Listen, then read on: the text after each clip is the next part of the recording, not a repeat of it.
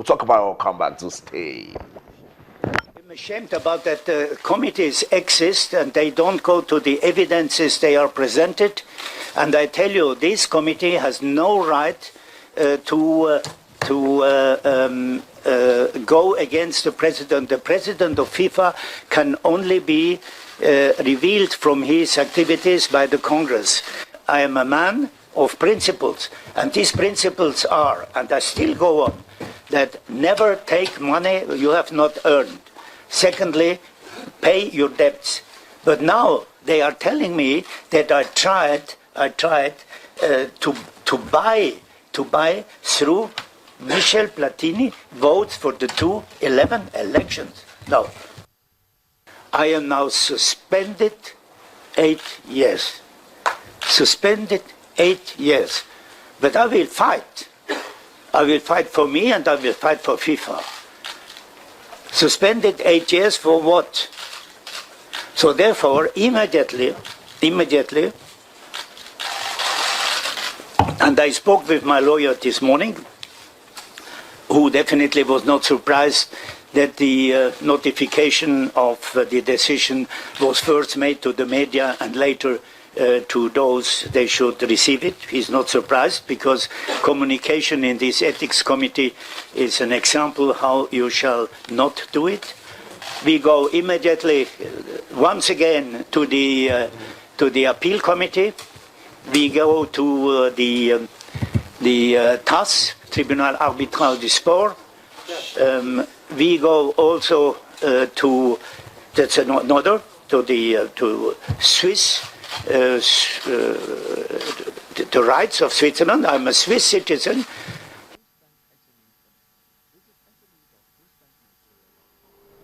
So that's it. Suspended FIFA president Sepp Blatter spitting fire right there. Even before the guys in the studio start talking. Okay, my colleague Yemi Adebayo joins us now. Yemi, good to have you on the show. Pleasure. We're having so much fun listening to Sepp Blatter. He says he will fight. Yeah. And I'm saying, what sort of fight is he chasing? It's all about his legacy. I mean, you could argue. I mean, a lot of interesting things happened today.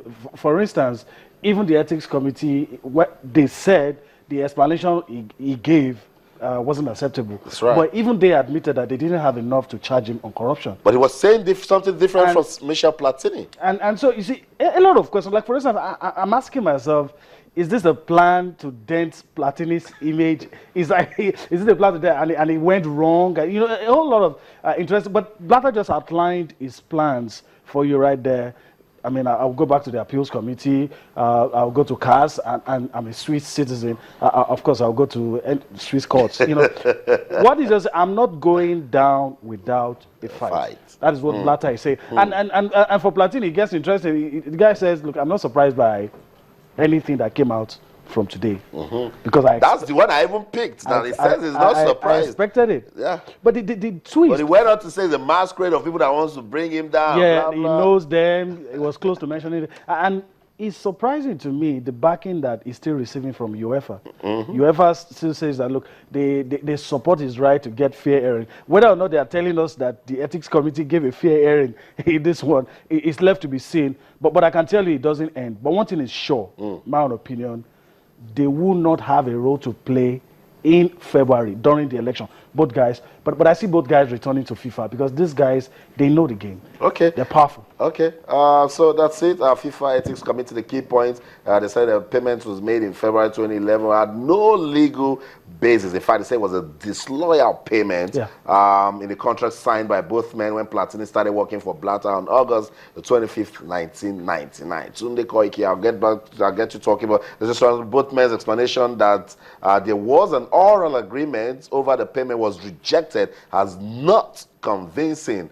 Blatter's actions did not show commitment to an ethical attitude, and both men were found to be in a conflict of interest. Platini also failed to act with complete credibility and integrity. That's the word, underline that, credibility and integrity, and showed unawareness of the importance of his duties. The committee said there was not sufficient evidence to establish the payment was a bribe, but both men demonstrated an abusive execution of their positions. So they call it straightforward, Those but are nails in the coffin. yeah, both men. but 8 years. Was it harsh? Well, when you consider the fact that people like Bin Hammam got 6 years, the South Korean gentleman also got, I think, 6 years as well. I mean, it's in keeping with FIFA's recent. But Blatter is asking for what? 8 years for what? Blatter. Well, the truth about it is that I think Blatter. The next time any European or Westerner talks about people like Mugabe, I think they should hold their heads in shame. Because the truth is, they have people like Blatter, who also at the age of 79, 17 years at the head of FIFA, absolutely refuses to leave. That's right. Yeah, he says chasing a legacy. What legacy? The truth was what he wanted. Yeah. He had this grand dream, of on February the 26th, anointing his successor, holding his hand up, and then leaving as the president emeritus. And you can't blame a man. And you can't blame a man sunset for wanting with that. fanfare. Yes, it's fine. But the truth is, let's be candid. What kind of agreement do you have to pay someone $1.3 million, which was not written in black and white, and was oral, and which had no witnesses? Look at that. You might as well have been $5 million. It would have been 20. It's a moral question, but It's a moral question. It's a moral question, but nothing is proven. Nothing is proven. I know I'm sound like a devil's advocate here, but you see, I'm one of the few people that feel that. Hear me? Blatter. Can I give you an oral agreement to pay you 10 million naira? And you say yes. And you say yes. And you would ask for me to put it in writing? Yeah. There's Small no proof. documentation. But if you're going to get me, take something to court. These guys obviously have nothing, and that's what he's saying. Look, I agree that both guys, it was an abuse of office, and that is on the line. But you see, he said, I mean, in his own words now, he said he's been turned to a punching bag, and he feels sorry for FIFA for what has happened. He said he doesn't reject anything. He doesn't regret anything. That, in his own words, doesn't regret. That's it. Blatter. That's Blatter. But he feels sorry that under his watch, a FIFA president can be hounded this way, can be turned to a punching bag, and of course, he is going to fight not just for Sepp Blatter now. He's going to fight for FIFA. A lot of people will not agree, but I think I respect this man. I mean, just look. He has himself to blame. Too many. When he stepped into the hall, I mean, the pressmen were waiting for him. You could barely see his face. A lot of them were just clicking away, taking the pictures. That was how much people just wanted to listen to Sepp Blatter today, and he entertained all of us, spoke in Spanish, spoke in German, I mean, answered all the questions. It was a look, at some point I thought it was... At this stage, you'll be able to talk. At some point I thought it was going to choke because I had to take water. At some point I thought something else was going to happen, but it was interesting. And in the days to come, we're going to see he's not going to go down without a fight. But for me, the biggest loser in all this is Michel Platini. Yes. He had everything lined going up for him. It was a question of when, not if he was going to become FIFA president.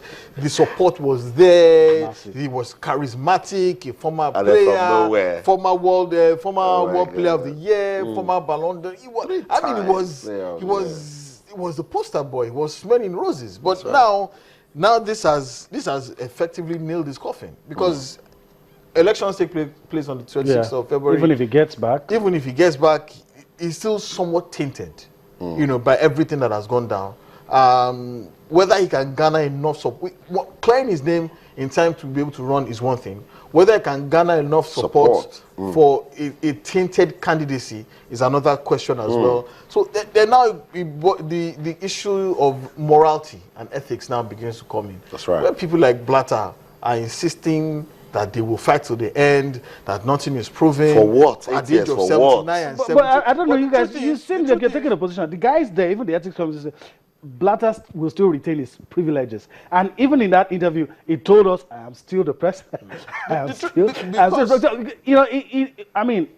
What he has lost is his reputation. It's still a key figure in football. He has lost more than his reputation.